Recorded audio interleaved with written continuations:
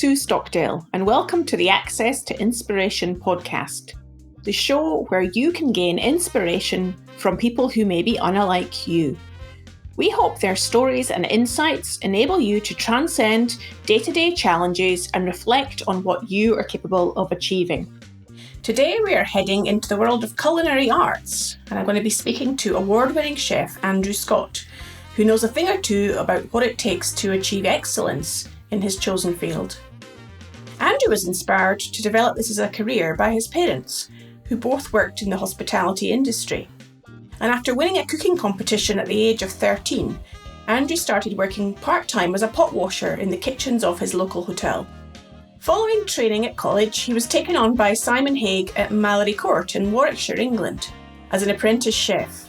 And after 4 years, he then worked under Simon Rogan at his acclaimed Michelin star restaurant L'Enclume in the Lake District, before he returned to Mallory Court, where Andrew became head chef in 2010, retaining the restaurant's Michelin star for 3 years running. After that, Andrew moved to become head chef at the Curlew, where in just under a year the team were rewarded for their hard work when Andrew gained his first solo Michelin star in the 2014 guide.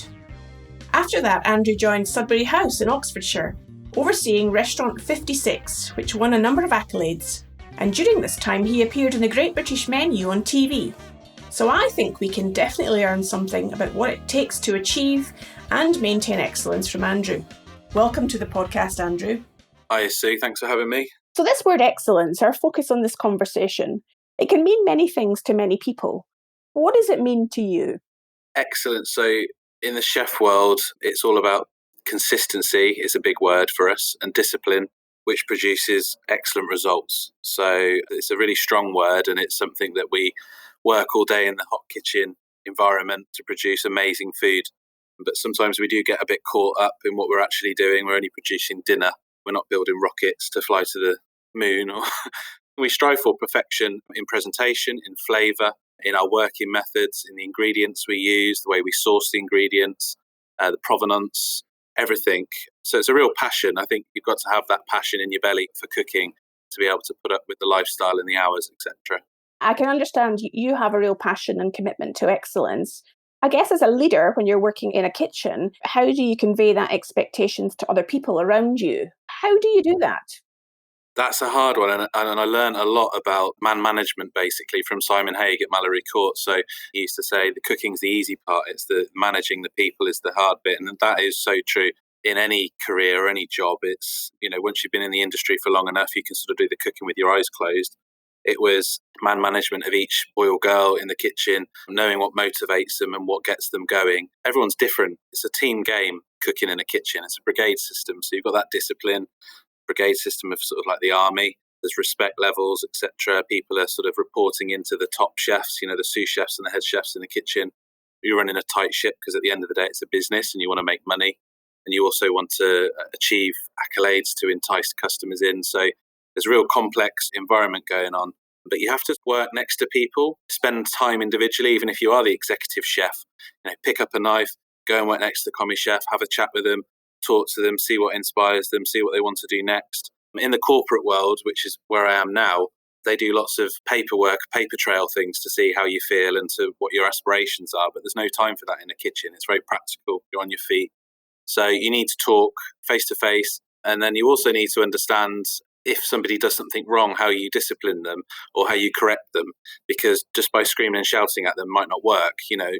Pulling them into a room on their own and having a chat with them and telling them this is why this went wrong, etc., etc. It's a real balance.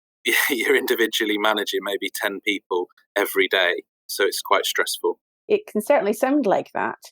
And as you say, it's about together you're striving for consistency and excellence. And the Michelin star is the assurance, I guess, that diners have of the quality that they're going to receive in a restaurant. For those listeners in the podcast that maybe aren't familiar with what a Michelin star is, tell us a bit more about that. What is a Michelin star? It's a benchmark, I suppose, in the chef world or foodies, I suppose, people who follow the guide. So the Michelin guide was invented by a tyre manufacturer for people who had cars back in the sort of 1920s, 1930s. And it would give people advice of where a good restaurant was to stop and eat. along your journey, where, from A to B. And it's sort of evolved now into this really glamorous red book that everybody follows and waits every year with bated breath to see who wins the awards, who loses the awards. It's a bit like a soap opera, but it basically unlocks a segment of customers that you would never attract if you didn't have one. And so certain clientele that have trust in you, that you're using very, very good ingredients, sourcing maybe locally, you are putting 100% effort into everything you'll do. Everything's made fresh, in-house, nothing's bought in, and really inventive food. So pushing the boundaries. And then I think 1 star is, they say it's all about the food. Up to 3 stars, I think Gordon Ramsay said, or Marco Pierre White said, I think it was in a documentary I remember watching when I was younger, that you should be able to smell the chef's aftershave in the dining room when you have 3 Michelin stars. So you should be able to feel the character of the chef in the dining room, basically. So there's one thing getting to a Michelin star, and there's another thing retaining a Michelin star. How do you do that? Because I know you did it 3 times when you were in one restaurant that you were part of. Yeah, so we retained, at Mallory Court, I retained the star, and that was just about keeping everything consistent. So the dishes are sort of trademark dishes. Everything is seasonal. We had a lovely kitchen garden at Mallory Court, so you could literally walk out and see what was in season in England.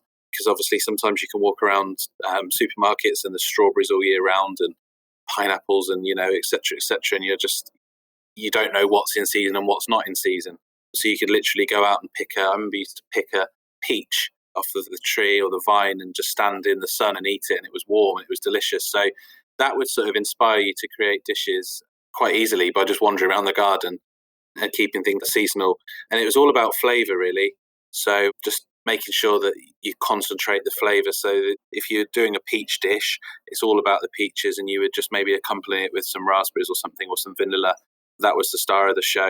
It's very clear what they want, the Michelin Guide, with food and menus, etc. Trying to win one is a different scenario. You have to play more of an attacking game. I suppose to get noticed, you need to get the Michelin inspector in to your establishment. Whereas Mallory Court was well known, it had a Michelin star for sort of 10 years, and it was a Relais Chateau hotel, which is a famous brand across the world. It was sort of easier. If you're starting up on your own, or you're an independent restaurant or a chef restaurateur, your background, your pedigree really helps to entice them in to see what you're doing. But yeah, you've got to really sort of bang the drum and get them to come. And when they come, then you've got to be 100%. And you don't know when they're coming. They'll book in false names. They may book in their real name. You don't know. They come in a table of 1, a table of 2. They might be hidden within a table of 4. And at the end of the day, you're cooking for your customers. You're cooking for your bread and butter, the people who are going to pay the bills and pay the wages. So everyone should be getting that Michelin star standard experience, from the welcome to the goodbye.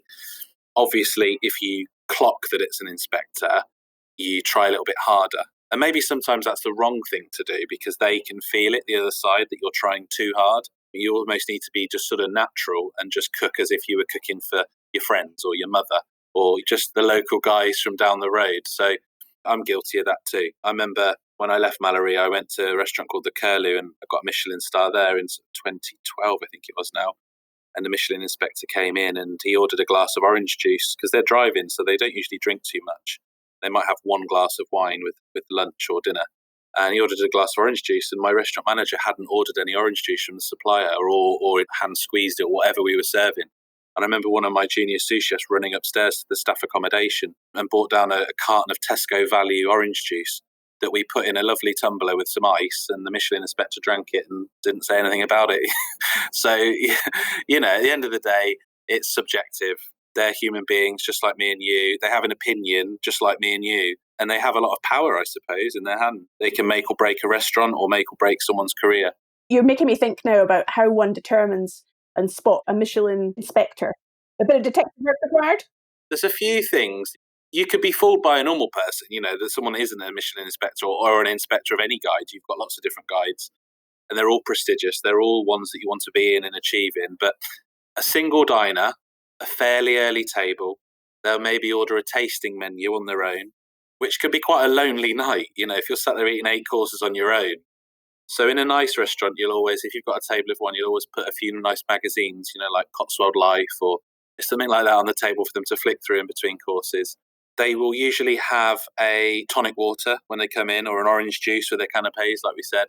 and they will probably order one glass of wine, and it will usually be a half decent glass of wine. It won't be your house. It will be like a sort of mid to high end glass, depending on what you've got on your menu. And that's it, really. They either leave afterwards and say nothing, or they will leave their card and say to the restaurant manager, could I see Andrew? They'll have done their research. They're very, very thorough. They know your name. They know everything. I remember sitting with one at the Curlew, and he had a broadsheet paper folded in a quarter, and he seemed to know everything. He knew I trained at North Oxfordshire College in Banbury. He knew my background. He knew where I'd worked, everything, my age. It was amazing because I didn't know anything about him, but he seemed to even know my shoe size. It's quite unnerving. If they're looking at you to have a star, they might visit you 2, 3, 4, 5 times. Multiple inspectors. You'll get ones from Spain and France coming over to make sure that the one Michelin star standard in the UK is the same as in Spain or in Italy or in France. There's a crossover, and they will give their feedback as well. And I think if one of the inspectors says it's not worthy of the accolade, you don't get it. So you've got to be on your game every single inspection. And I imagine that it's not just about consistency and maintaining excellence, because the bar gets higher and higher. You've got competitors out there that are also achieving excellence. So how do you keep your finger on the pulse, if you like, in terms of what are food trends, what's changing in the marketplace, so that the bar of excellence can keep getting higher? You've got your sort of team, first of all. That's your core, that's your nucleus, and you're constantly coming up with ideas. And from the commie chef would have an idea up to myself, and you would let it run and make the dish, and we'll all stand and eat it together and see if it's worthy or good enough or it needs tweaking. A lot of the dishes came from nostalgia. So we would do like a pre-dessert, the last restaurant with dandelion and burdock. I remember doing a custard, like a bird's custard ice cream using the actual bird's custard powder. And I remember the Michelin inspector coming around and seeing it in my dry stores and asking me what the hell I had that for in my dry stores. And I told him, I said, it conjures up nice memories of childhood. When you think about childhood, it's usually happy times. So when you're sat in a restaurant, you've had a few glasses of wine and you get this lovely nostalgic flavour, it makes you feel very comfortable, especially in a high-end restaurant where you can feel a little bit stiff, sort of stiff and out of place. It just makes you feel a little bit, you understand the food because those flavours you associate with comfort. Then the other things, it's got easier for me, I suppose, with social media, so especially Twitter and Instagram, following all of your chef friends or people that you aspire to be like, amazing chefs out there that have achieved the highest sort of accolades, and you can see what they're doing and their flavour combinations and their presentation. It's all very visual now. When I was younger, before all of that, I used to collect cookery books like they were going out of fashion. And I dread moving house now because I have that many cookery books. I think the next time I move, I might die. My wife thinks it's hilarious, the amount of cookery books I've got. Half of them are in the garage, and I don't read them, but I just can't get rid of them. So yeah, I've collected cookery books. I've read so many cookery books. That's all I read. I don't really read any fiction, non-fiction. I sort of just sit and read cookery books or autobiographies of chefs. I sort of live and breathe it. And then the final thing is to save your money when you're a young chef because you're not on very good wages. As you go up the brigade system, you get better wages. So, and you go out with some of the boys or the girls from your brigade or friends from different kitchens, and you go into London maybe, eating some of the top restaurants around there, and you get inspired, even if it's just one flavour combination or one dish or one sort of presentation. You take something from every meal that you eat at, basically. And we're sort of like magpies, I suppose. Every chef likes to say that they sort of invent things from nothing, but they're not. They've been inspired some way, whether it's reading or eating out or looking at social media. So you do have to keep your eye on the outside world, not just what's going on in your own kitchen. Yeah. I get the real sense from how you're describing it, Andrew, that there's a relentless sense of pressure to perform night after night, day after day, to maintain that standard of excellence. And not everyone's good at coping with pressure. How do you cope with it, and how do you get the best from your team? I suppose I thrive under pressure. I love to work in the buzz of a kitchen in a service. I can't describe it. It's almost like I'd say it would be like a drug. It's sort of an adrenaline rush. You feel absolutely knackered afterwards. But it's the preparation through the day, the lead up, almost like being an actor in the theatre, I suppose. You practice your lines and then you have to perform every night. I think a lot of chefs say that about doing a service or a dinner, especially in a high-end kitchen. But I think when you've got some really good people around you that you've trained up and you've worked with for years, you need that trust and that loyalty around you. And when everyone's working at that pace and at that level, the feeling is amazing when you're putting food on a plate that's perfectly cooked and it's presented perfectly on a beautiful plate that you've maybe sourced, and the cutlery and the way that it's going to be served by the waiter and they've matched the wine to it. And I think you get a buzz as a chef of putting a smile on your customer's face. At the end of the day, that's what it's all about, is making people happy with food and proud. And especially when you're cooking for friends or family and you walk out at the end of service and go and sit with them and have a glass of wine or a beer, and they're like, wow, that was amazing. And that's the whole point in being a chef, I suppose. It's a bit of an ego thing, but also it's a huge passion. And I think just making customers happy, it's like the hospitality gene, I suppose. You've either got it or you haven't. When people come around my house, I run around, would you like a drink? And I've got, some crisps out, some nibbles, or you're sort of very welcoming person, warm person. I think all chefs have to have that in them to want to do the job. Even though the pressure's hard, it's worth it, basically, at the end of the day. And to chill out, I used to, when I was on split shift, so you'd sort of work 8 in the morning to sort of 2, 3 o'clock, and then back in at 5, I would join the gym, and I love swimming, so I'd go swimming on my own, and then, do sort of half an hour, 40 minutes swimming constantly, and then go and sit in the jacuzzi, maybe have a steam, hot shower, back to work and feel refreshed and de-stressed. Or just go for a walk, or have one of the guys comes around your house and you buy a load of cakes from the shop and just drink tea and cake all afternoon. There was many ways of just relaxing. We'd sometimes get a football and go and have a kick around in the park as a team. You spend a lot of time with these people. Front of house as well, it's really important to get on with the front of house because they're your eyes and ears in the dining room, and if you're winding them up, they're not going to do a great job for you. So we used to do lots of team things together, and then just really, really appreciate your days off, your time off and your holidays, and make the most of them. Always looking at booking things up in advance if you can, if you've got set days off, and going to see family and friends. It always used to make me feel like I'd had a bit of a reset, because you get caught up in this cycle of work in the kitchen, and you're in this sort of stainless steel box with no windows, and it's very noisy and hot. It sounds really like a vocation. It's not just something that people go into half-heartedly. It's a lifestyle, I'd say. Yeah, it is a lifestyle. How does one conjure up nostalgia with plant-based diets and vegetarian food becoming far more of our diet as a nation? I think in the future we'll all eat more of a balance of food, of vegetarian, vegan dishes, meat and fish. And I think the vegan dishes will become a lot more diverse and a lot more delicious and a lot more up everyone's street. Everyone will want to eat a little bit more like that. At the moment, there's only certain ingredients that we can produce dishes with in restaurants, and we need to do a lot more research and be a lot more inventive and creative with those dishes. But it's tough when you're not a vegan or a vegetarian yourself to try and invent dishes that you think a vegetarian or a vegan would enjoy. As someone who eats everything, you can get yourself inspired by sort of a lovely grilled piece of fish with some, samphire and some chorizo or something on the top. It's tough when you're just using vegetables, and then it's even tougher when you're taking dairy away. I'm imagining then perhaps that detective work in future will involve understanding more, stepping into the shoes of those people who are vegetarian or have plant-based diet. Yeah. So I guess my final question to you, as somebody who loves food myself, is there one ingredient that I should have in my store cupboard at all times that really will be the thing I always should have as a go-to ingredient? I thought about this one a lot, and I don't want to be too boring, but my wife always takes the mickey out of me because I love citrus. I love using lemon juice in cooking. Now, not to make things taste of lemon or lime, I love lime as well, but lemon, when I was training in the kitchens I've trained in, especially under Simon Haigh, who was a very classically trained chef, and he had a Michelin star for like 20 odd years consecutively. He was an absolute maestro at fishmongery, butchery, seasoning. And he would teach me how to season. And we would always have salt and pepper, but we'd always have half a lemon next to the salt and pepper. And we would add drops of lemon juice to season, say, a leek and potato soup. Now, the leek and potato soup wouldn't taste of lemon. It would just accentuate the flavour of the leek, how delicate it is. And as you're training like that under someone who's really knows their stuff, you start to appreciate what citrus can do. It can really bring the flavour out in lots of different foods without showing itself as there's tons of lemon in there. So I would say you always need to have a lemon in your fridge or your store cupboard, wherever you want to keep it, next to your salt and pepper. And honestly, just a few drops of lemon in a few different bits and pieces, try it. You'll notice a change. Fantastic. Well, it's great to get that top tip from one who knows what one's talking about. It's been a real pleasure to speak to you, Andrew, and I'm definitely off out to the shops now to buy myself a lemon. It's quite a cheap one. I could have gone truffles, couldn't I, or something like that, but lemon, it's quite a humble one.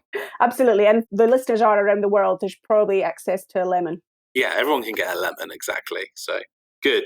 Thank you so much for your time today, Andrew. It's been great to talk to you. No problem, Sue. Thank you very much. It was great to speak with Andrew and get a better sense of the relentlessness that is required to stay at the top of your game in these top-class kitchens. As always, if you enjoyed this podcast, please take a moment to leave us a review on Apple Podcasts or on our website, accesstoinspiration.org. In the next episode, I will be talking to Paul Rose, a man who has been at the forefront of exploration and adventure for almost 50 years. He was recently on our TV screens in the UK, presenting a series on the Lake District, and will be explaining in the podcast why he loves the outdoors and remote places. I hope you will join us then.